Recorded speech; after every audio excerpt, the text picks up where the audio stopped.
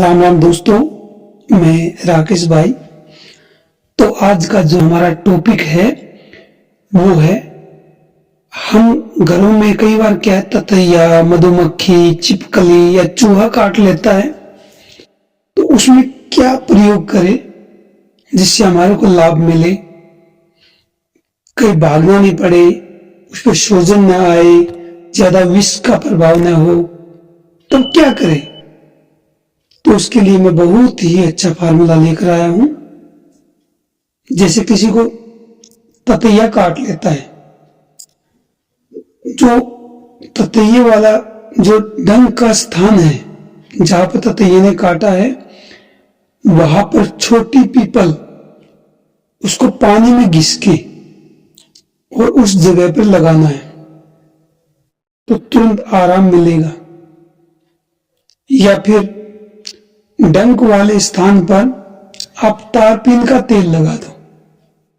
केवल तारपीन का तेल लगाने से ही न सूजन आएगा न जहर फैलेगा। और क्या करें, जो गेंदे का फूल है उसकी 10 पंखुड़ियां ले लो और 5 दाने काली मिर्च के ले लो, इनको पीस लो आपस में।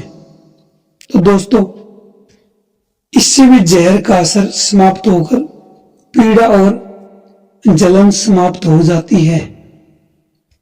और क्या करें, यदि पीला ततैया होता है वो डंक मार दे।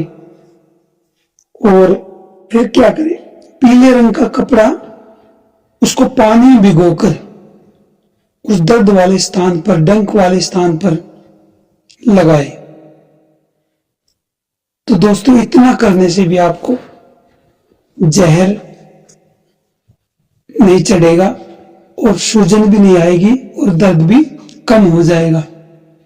और क्या करें, तो आप एक और चीज देखें, 2 चम्मच सूखा धनिया लेना, उसको पानी के साथ चबा ले।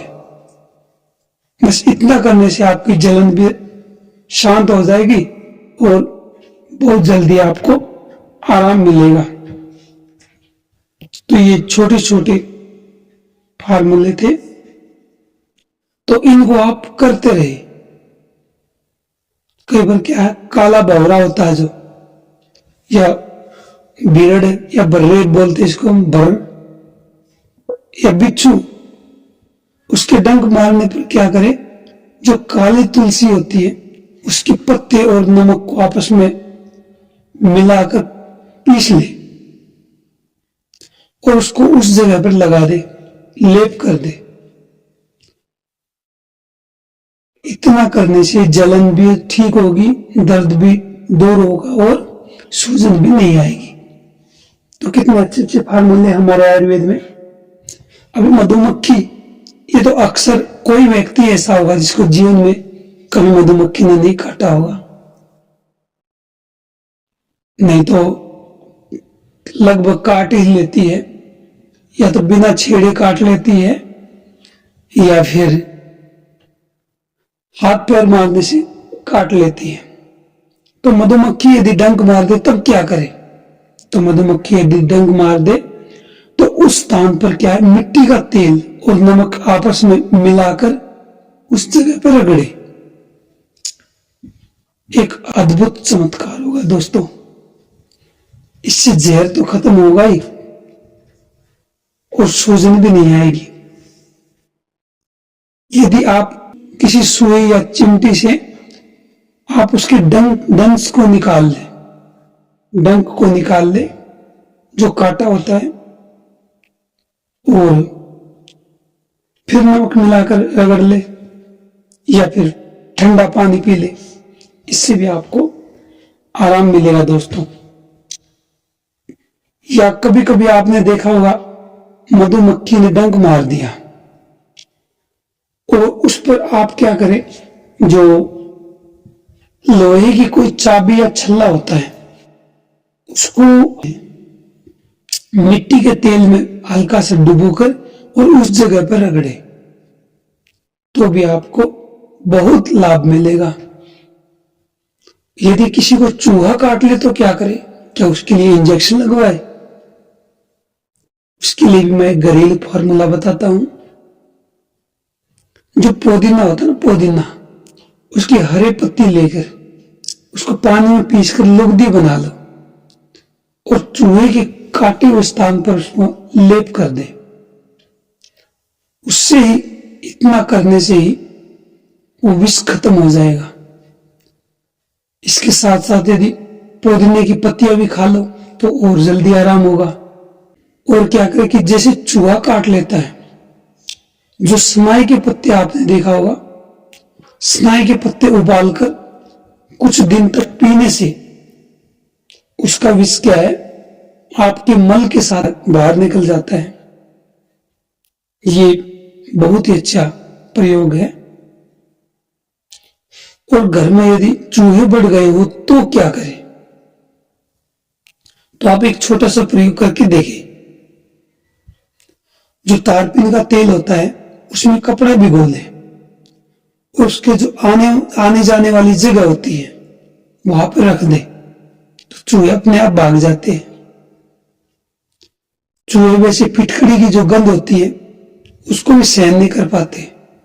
यदि हमने कहीं फिटकड़ी डाल दी तो फिटकरी की भी गंध सूंघ के चूहे भाग जाते हैं।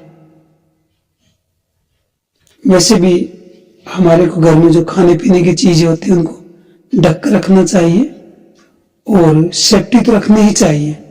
सारा का सारा इन पे नहीं कि चूहे ऐसे भाग जाएंगे। और क्या कर सकते हैं दोस्तों हम? तो वैसे तो हमारे आयुर्वेद में बहुत से प्रयोग है। यदि छिपकली काट दे तब क्या करें? तो जहां छिपकली ने काटा उस स्थान पर जो सरसों का तेल में उपले की राख मिलाकर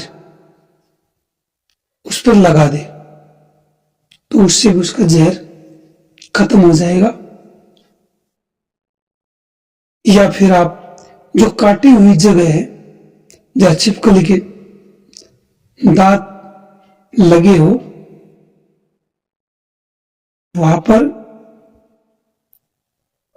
और क्या करें दोस्तों, यदि छिपकली के जो दांत है वो अंदर ही रह गए हो और उसको निकालने के लिए भी आप इस फार्मूले को इस्तेमाल कर सकते हैं कि सरसों का तेल में राख मिलाकर उसको उस जगह पर लगाए तो दांत बाहर निकल जाता है। थोड़ा हल्के से हाथ से मसाज करें तो दांत बाहर निकल जाएंगे। क्या होता है दोस्तों, घाव से छिपकली के दांत बाहर निकलते ही जोर जाता रहता है और उस जगह में नीलापन और पीप बहना बंद हो जाता है। तो आप ये समझो कि उसके दांत बाहर निकल गए। अब मच्छर और कीड़े मकोड़े यदि काटते तो उस जगह पर नींबू या प्याज से मले, या फिर चींटी या मकोड़े के काटने पर तुरंत नमक के पानी से धो ले, या और भी कोई विषैले कीड़े मकोड़े होते हैं उनके काटने पर उस जगह पर तुलसी का रस लगाए। तुलसी तो हर घर में होती है और तुलसी के पत्ते को जैसे तोड़ा रगड़ा, यदि कोई कीट पतंगा काट ले तो तुरंत वहां पर लगाना चाहिए। नहीं तो फिर मिट्टी का तेल है, वैसे आजकल घरों में नहीं मिलता मिट्टी का तेल, इस तरह कीड़े मकोड़े के काटने पर आप तुरंत इलाज कर सकते हैं। या फिर एक पुराने लोग इसको आजमाते थे, प्रयोग भी करते थे कि मूत्र का त्याग और उस मूत्र का लेप कर दे वहां पे, या मूत्र में कपड़ा भिगोकर और उस जगह पर लगाए तो दर्द भी कम होगा, सूजन भी कम होगी और आराम भी मिलेगा। आपको तो पता ही है कि पुराने समय में मैंने भी किया है कि कहीं चोट लग जाए, छिल जाए, कट जाए तो उस जगह पर कोई सूती कपड़े को मूत्र में भिगोकर वहां पर बांध देते थे, तो वो खून भी बंद हो जाता था और वो घाव जल्दी भरता था और कोई रोग मतलब उसका बढ़ता नहीं था, तो आप भी ये प्रयोग करें। राम राम, जय माता जी की।